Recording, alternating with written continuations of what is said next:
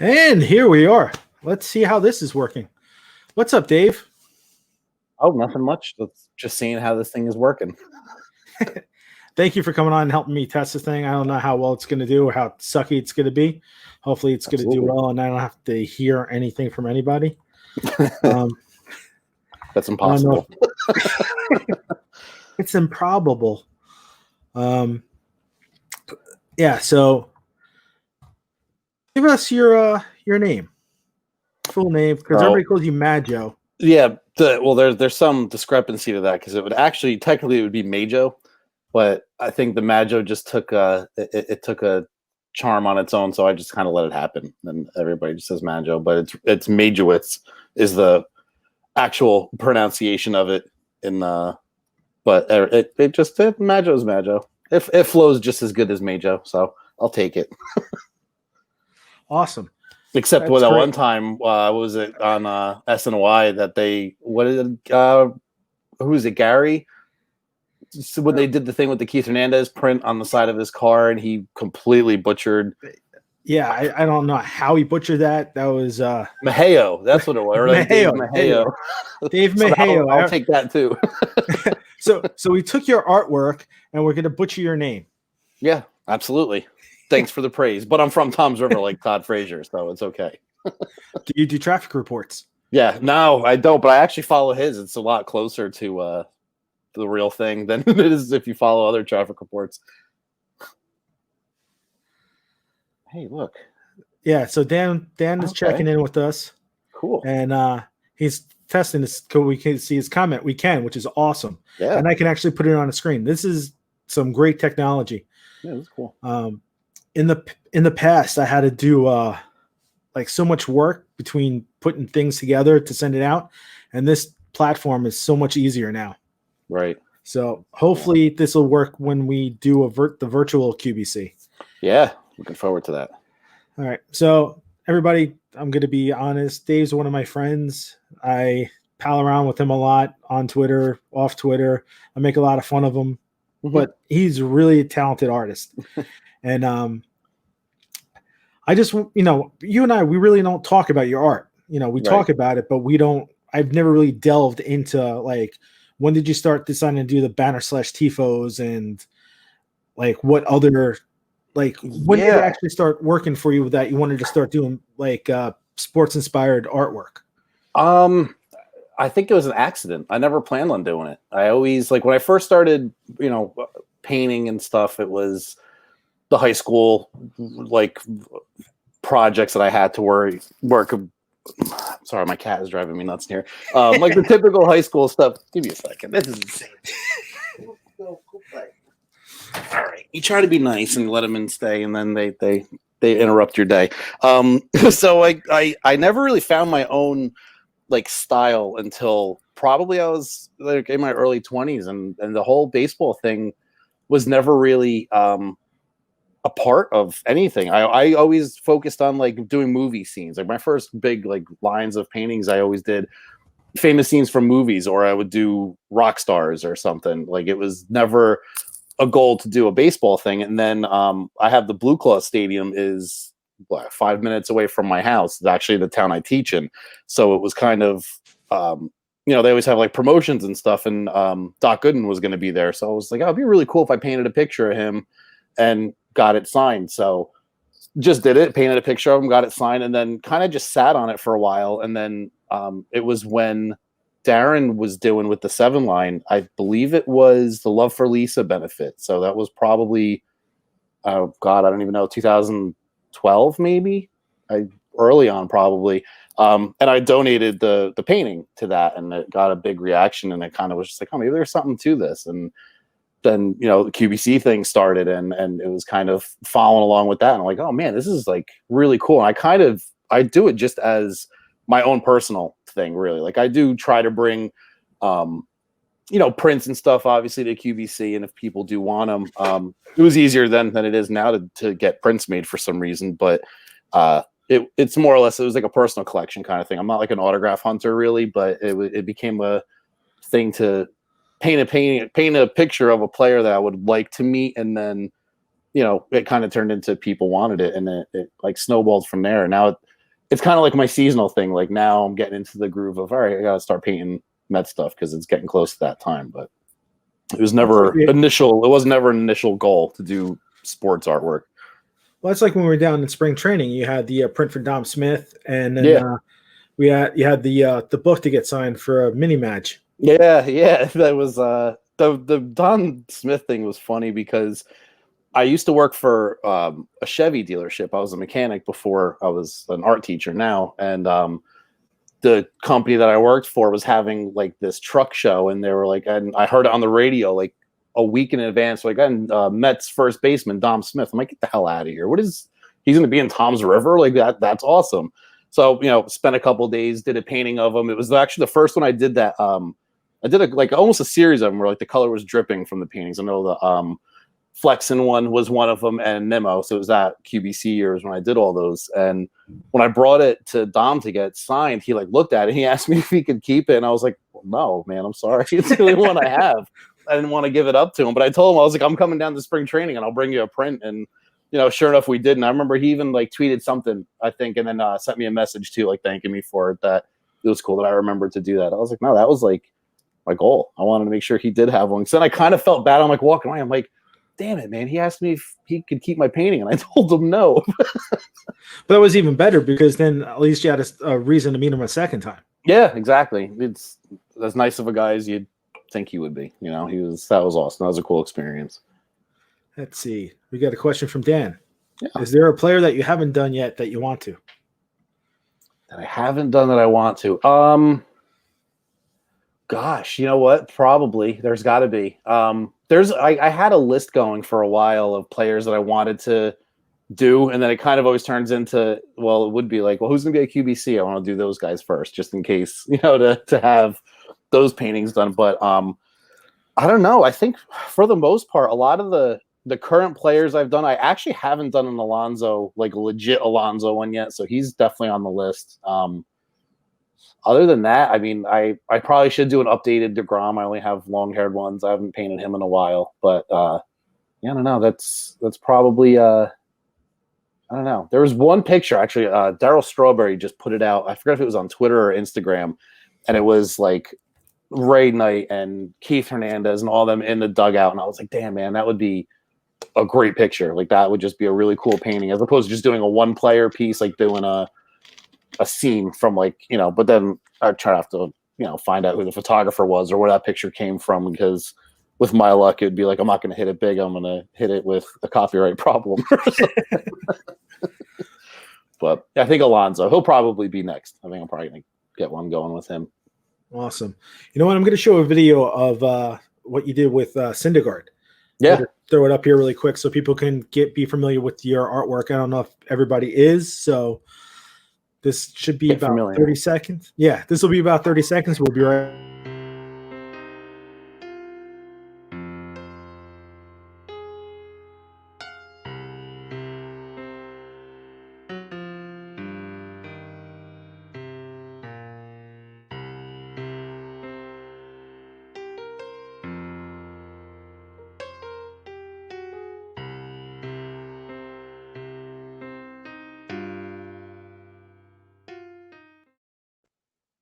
And we're back. Hello.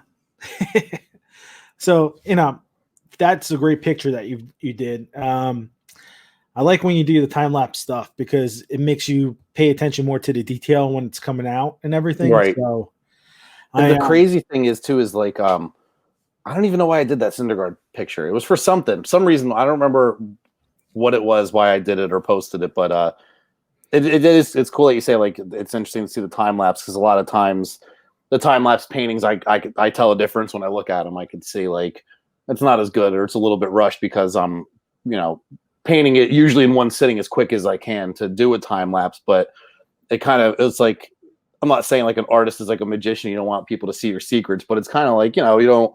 And I paint ass backwards. I start with black, which is usually like not the good thing to do, but that's like one of those things I remember I did it. And I forgot somebody. I don't remember if it was Graphics Joker or someone was just like, I can't believe you start with black. It's like, I guess in the artist world, it's like, ooh, I'm a rebel. All right there, Pee Wee Herman. Yeah. Yeah, like you did me a favor. I became pretty good friends with Robin Lord Taylor from Gotham. Yeah, that's right. He was always super nice to me from the beginning.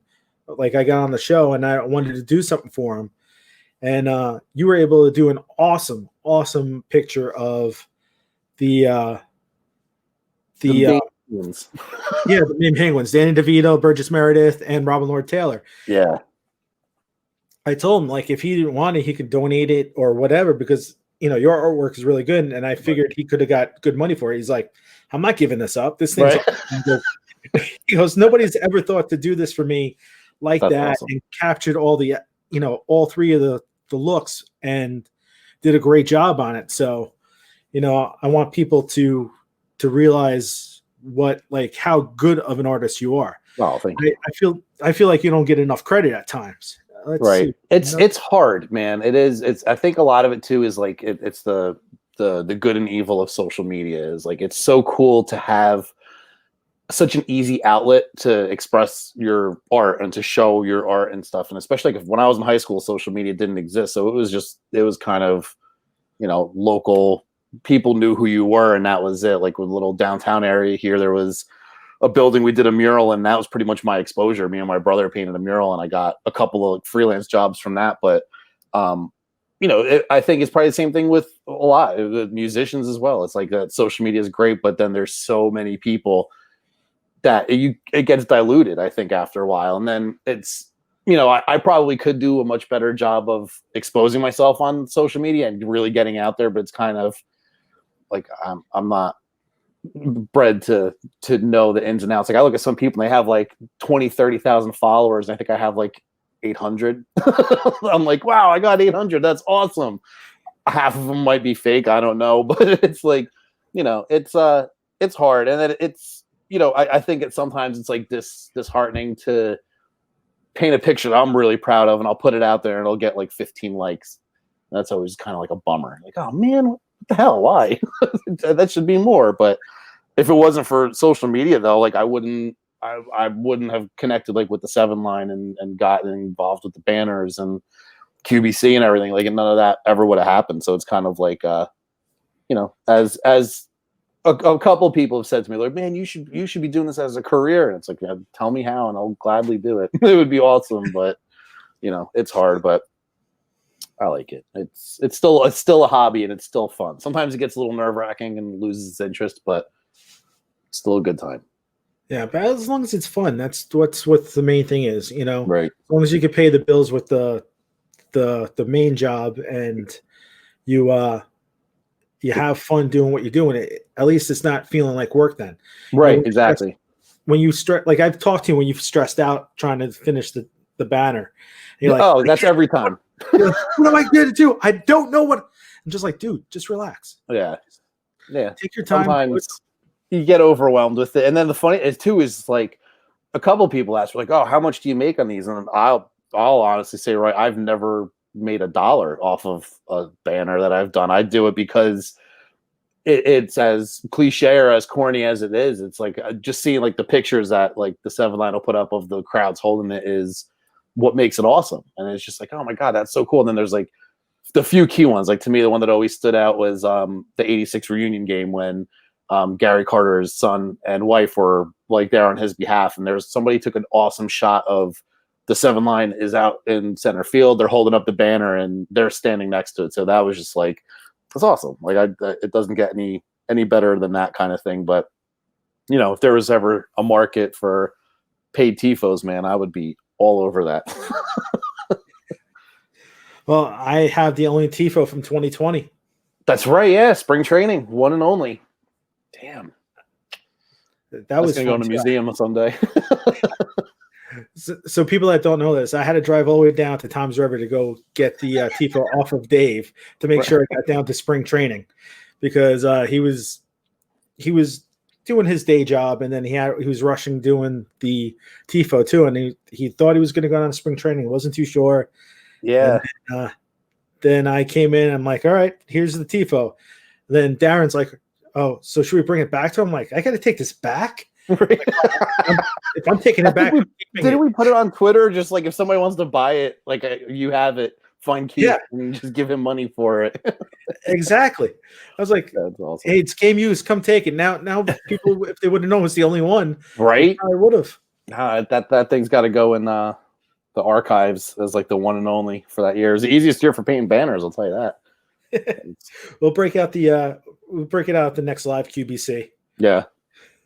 Do a Dave Majo backdrop. Right. Talking about Tom's River, I don't know how many people actually know what you did for Frazier with his cleats. Yeah, no, I don't.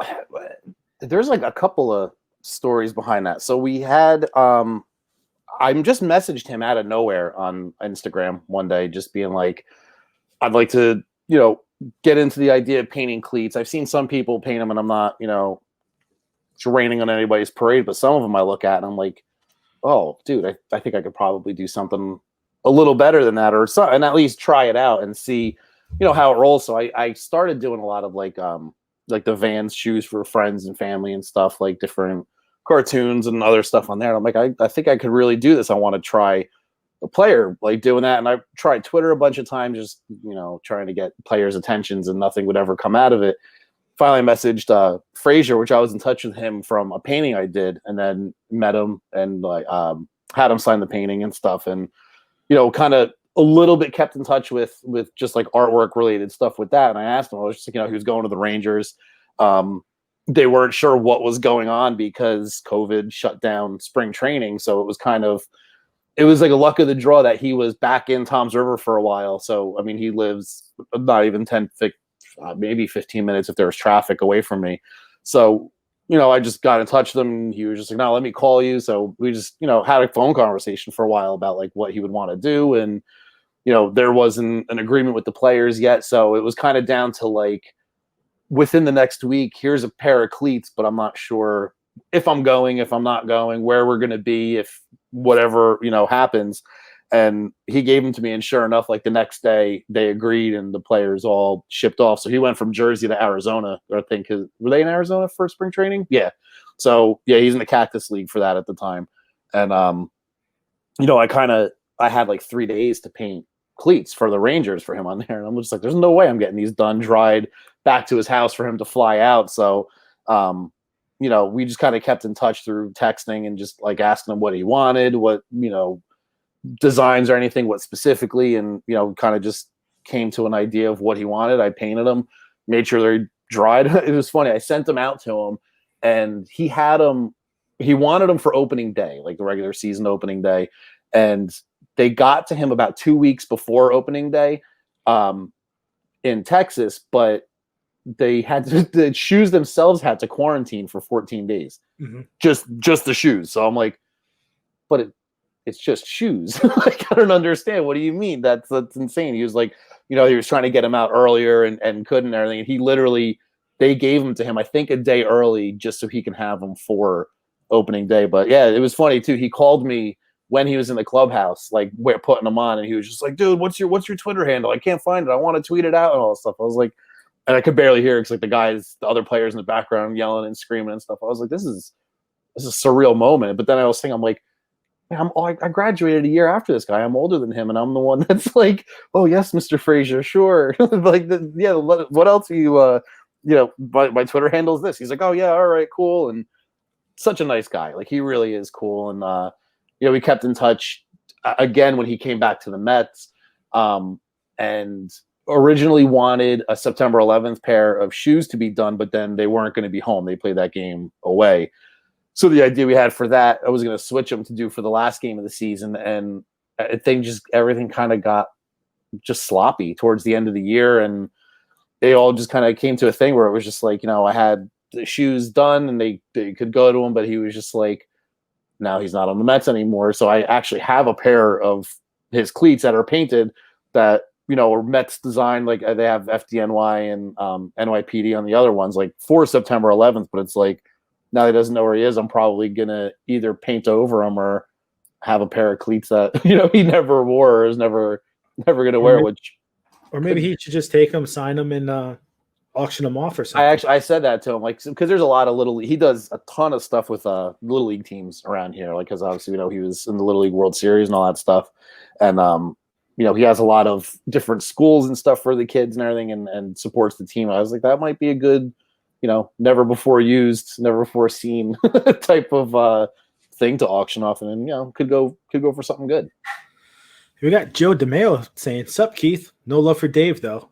Yeah, okay, whatever. Joe's a good guy. I really like Joe. He's another one that supports the QBC a lot. I don't know if you've actually talked to Joe too much. I don't know. I'm horrible with names, and that's like what's insane is I'm a teacher, and I can't tell you a name from a person from a face. I'm good with faces. I'll look at it and be like, oh, I know that guy. Like from a quick glance, I'll remember a face, but names are no. I love this comment thing. This is awesome. Yeah, this is really cool. If anybody wants, Joe DeMeo is at PSL to Flushing. He's great on Twitter. He has a lot of good insights with minor leagues. So he's another buddy of mine. So, guys, check him out. Dave, throw your Twitter handle out too, since you refuse to really be Twitterati. You know what? I had to actually look at it because I forgot. I think there's an underscore in it. Yeah. That's how I remember it. It is at Dave_Majo. That's my glorious Twitter handle. If I type something, would it come up? No, it doesn't, right? On this. Wait, I'll just do it.